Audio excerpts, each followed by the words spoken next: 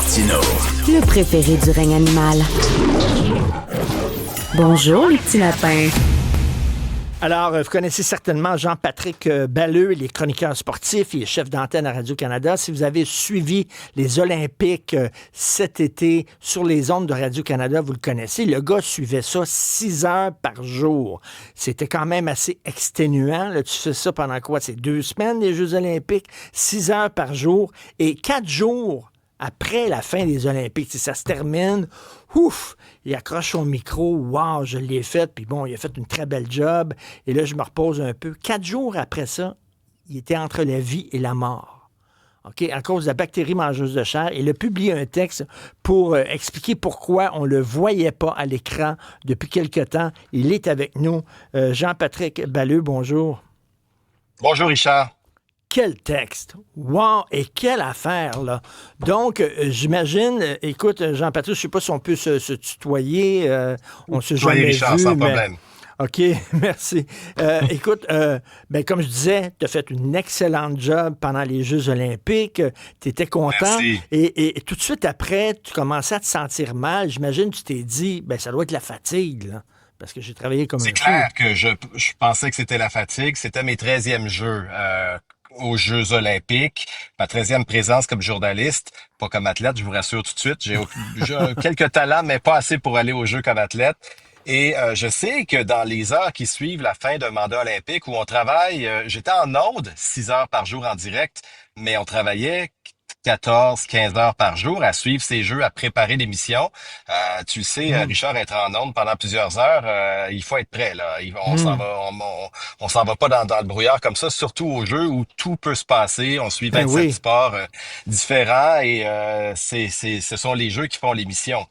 Alors, je pensais que c'était la pression des jeux qui avait tombé finalement 14 heures après que j'ai fermé mon micro pour ma dernière émission de 6 heures et finalement, après une sieste d'1 heure, je me suis relevé et je me sentais vraiment pas bien, même si c'était pire et plus les heures passaient. Dès le lundi, le lendemain des Jeux, j'étais rendu dans les Alpes chez des amis pour profiter, faire de la randonnée, me reposer. J'ai senti que ça n'allait pas du tout et que les symptômes se multipliaient. Fatigue extrême, nausée, j'ai eu des sueurs froides, je grelottais alors qu'il faisait 35 degrés, puis là je me disais, ça sent pas bon. Ah, Mais vous savez comment on est au Québec, on aime s'auto-soigner, hein? Alors c'est ce que j'ai fait pendant 3 jours. J'avais quand même les conseils d'une amie médecin de mes amis en France qui m'avait donné des antibiotiques, puis elle a dit, prends ça.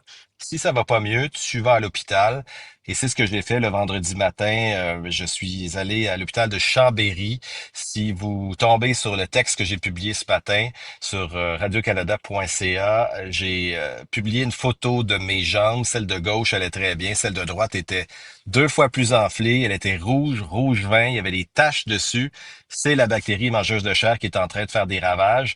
Mais je savais pas, en fait, ce que c'était.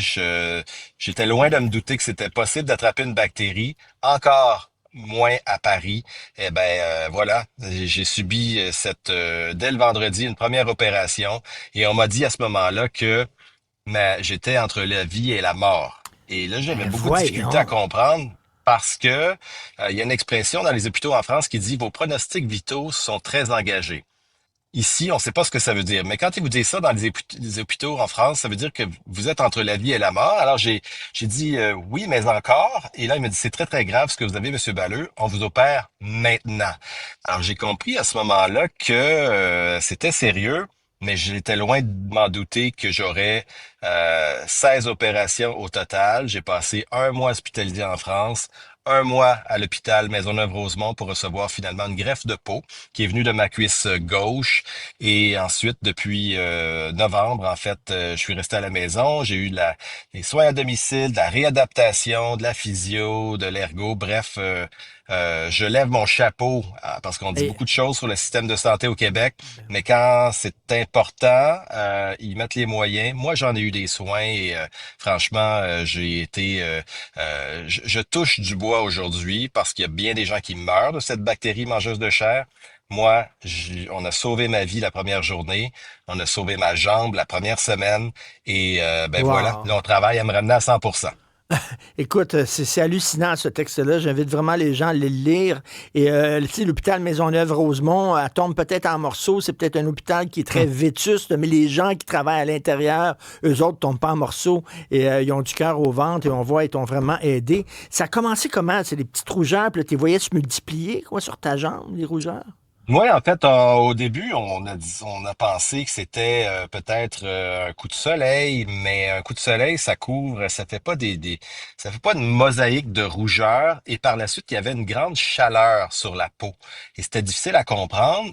Et encore là, j'étais loin de me douter que ça pouvait être la bactérie mangeuse de chair. On connaît rien de ça, sauf Lucien Bouchard en 1994, qui a perdu sa jambe, Oui. lui, finalement. Et c'est ça, la bactérie, en fait. C'est un streptocoque qui est infecté. Dans mon cas, vous savez, streptocoque, tout le monde en a. Quand on a mal à la gorge, streptocoque A, on prend des antibiotiques, on peut guérir. Mais quand c'est mal soigné, et dans mon cas, c'est une infection qui est entrée probablement par une petite lésion, un trou d'épingle dans la peau, sur la jambe ou le pied. Et là, j'en ai aucune idée parce qu'à la fin, les médecins ne pouvaient pas me dire. On m'a dit, c'est coup de Mais malchance, c'est tout ce qu'on peut vous dire. Eh ben, on voit la jambe qui s'est transformée assez rapidement. Et quand on m'a dit, c'est le temps d'aller se faire opérer, c'est que la bactérie, elle continue à bouffer la jambe assez rapidement. Et si ça se rend jusqu'à l'os, par exemple, d'un membre comme un bras ou une jambe, il faut couper. C'est l'amputation totale, il n'y a rien à faire. C'est ce qui est arrivé à Lucien Bouchard en 1994. Et dans mon cas, c'est monté jusqu'en bas du dos. Alors, on était à peu près à 20 centimètres des organes vitaux. Et si la bactérie, quand elle entre dans les organes vitaux, les intestins, le cœur, les poumons, c'est un verdict de mort qui s'en vient. Il y a une personne sur trois qui survit pas aux premières heures à la première opération de bactéries mangeuses de chair. Moi, je me suis réveillé au bout de 2 jours. On m'a plongé dans un coma pour ouais. me donner le plus de chances possible de revenir de cette bactérie. Et ben voilà, je suis là aujourd'hui, vivant. J'ai 2 jambes et je touche du bois. J'ai été extrêmement chanceux. 30% des gens qui meurent de ça, le verdict était était pas en ma faveur, disons. Et comme tu dis, c'est la recherche est peu avancée aussi, là, hein. Est-ce que le fait que tu étais fatigué à la sortie des Jeux olympiques, est-ce que ça t'a rendu plus vulnérable à ce virus-là? Est-ce que ça a joué? Non, en fait, sans doute que j'avais une plaie sur la jambe. On m'a posé cette question-là 1000 fois. Est-ce que as-tu une blessure? Non, je travaillais comme chef d'antenne au jeu. J'étais habillé avec des souliers, des pantalons. Alors, j'ai aucun souvenir d'avoir créé une porte d'entrée sur la jambe, mais c'est comme ça, probablement, et ça, ce sont les mots des chirurgiens, que une personne infectée s'est peut-être assis sur une chaise sur une terrasse du restaurant qui était tout près de l'hôtel où je suis allé manger le soir même, ou bien sur une porte de métro, un banc de métro, et moi, en s'assoyant donc à la même chaise qui était infectée, avec la Ah sueur oui. infectée, c'est comme ça que la porte d'entrée ou que la bactérie en fait a fait son œuvre et est entrée en moi. C'est épeurant. Puis je lisais ton texte, une nouvelle de Stephen King. Littéralement, toi, tu devais dire, voyons, ça n'a aucun sens, ça. On s'attend pas à se faire dire ça, surtout que je suis quelqu'un de très en forme. Je fais beaucoup de sport, je joue au hockey, je fais du vélo. Je suis arrivé dans la forme de ma vie aux Jeux de Paris parce que c'était mes premiers Jeux olympiques comme chef d'antenne et j'avais envie que ça se passe bien. Même dans l'avion pour aller à Paris, j'étais un seul des seuls passagers à porter un masque. Je voulais pas attraper un virus de gorge pour pas avoir de... J'ai tout fait pour être en forme là-bas. Ça s'est bien passé jusqu'à ce fâcheux événement qui est une saloperie, disons-le. Et ce qui est inquiétant, c'est que de plus en plus, il y en a, on ne l'explique pas, mais depuis 2019-20, depuis la pandémie, les cas se multiplient partout en Occident. À Chambéry, où j'ai été soigné, on m'a dit qu'il y avait un cas de bactéries mangeuses de chair jusqu'en 2019 par année.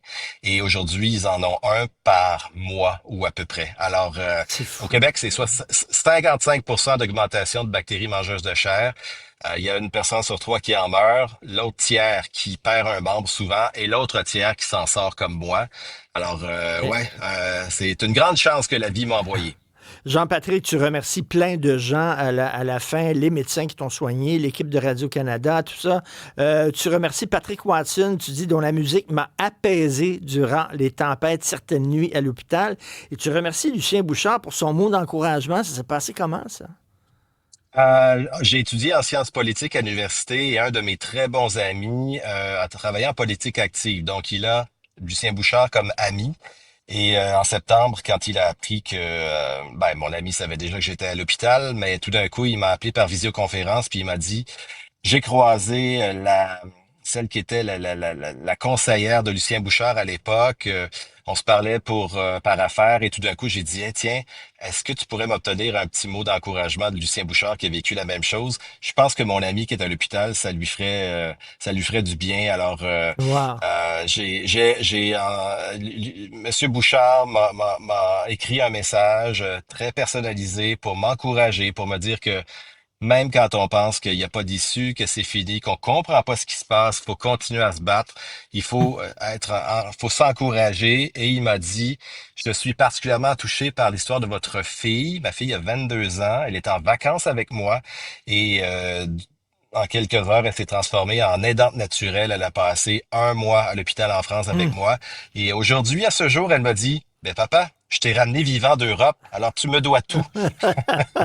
Et Jean-Patrick, j'espère que tu as des bonnes assurances parce qu'un mois là, à l'hôpital dans un pays étranger, ça ne doit pas être donné. Ouais, toujours. C'est peut-être un conseil qu'on peut donner aux gens. Ouais. Allez voir la photo sur le texte de radiocanada.ca de ma jambe. Vous allez voir c'est quoi des symptômes de bactéries mangeuses de chair. Ça pourrait vous sauver la vie. Et l'autre chose, si vous voyagez, assurance voyage, super important. Ça aussi, ça peut vous donner un bon coup de main. Et en terminant, ça s'est bien terminé. Le 16 mars dernier, tu disais que tu jouais au hockey, tu as enfilé l'uniforme de ton équipe de garage et tu as compté le but gagnant. En prolongation, en plus. C'est Parce excellent. une minute avant de me faire endormir, avant la greffe à Maisonneuve-Rosemont, j'ai regardé mon chirurgien dans les yeux, Jordan Gornitsky, et j'ai dit, docteur, ça tient toujours. Moi, je joue au hockey en janvier. Puis là, il a dit, puis là, on est en septembre, à ce moment-là. Il m'a dit, Monsieur Balleux, c'est audacieux, mais je vous connais.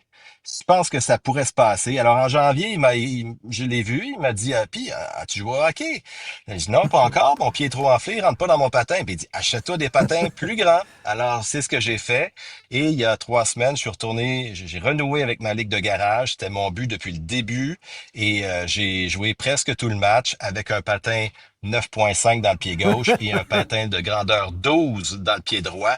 Et j'ai marqué le but en prolongation. Je suis même allé voir le gardien de but que je connais bien. J'ai dit, Guillaume, dis-moi que tu as laissé passer la rondelle. Il dit, non, c'était un vrai but. Tu le mérites. Écoute, bravo, on est très content que tu t'en sortes bien. Et en terminant, comme téléspectateur, moi, j'ai trouvé que ces jeux-là étaient parmi les plus beaux que j'ai vus. Je ne les ai pas suivis du début à la fin, mais je trouvais ça très le fun. Toi, c'était les 13e jeux que tu couvrais. Est-ce que c'était parmi les plus beaux jeux que tu as couverts, toi? Le jeu d'été, c'est Paris va être difficile à battre. Euh, Vraiment, Londres en 2012 était exceptionnel pour moi. J'avais vécu mes premiers Jeux d'été en 2004 à Athènes aussi, mais Paris, franchement, a levé la barre très très haut et je souhaite bonne chance aux prochaines villes qui vont accueillir les Jeux. Paris, c'est tellement beau, c'est une carte postale, ça a été des Jeux grandioses pour toutes sortes de raisons. Puis en plus, ben, l'équipe canadienne a bien fait, alors Ben on se oui. croise les doigts, puis on a déjà hâte aux prochains Jeux, parce que oui, en février prochain à Milan, je serai chef d'antenne, et ça, c'était une bonne nouvelle que j'ai reçue là, il y a quelques semaines. Écoute, j'espère que ça va se terminer mieux, ces Jeux olympiques-là, que ceux de cet été. Merci, bon retour, Jean-Patrick Balleux. Merci beaucoup. Ça me fait plaisir, Richard. Salut.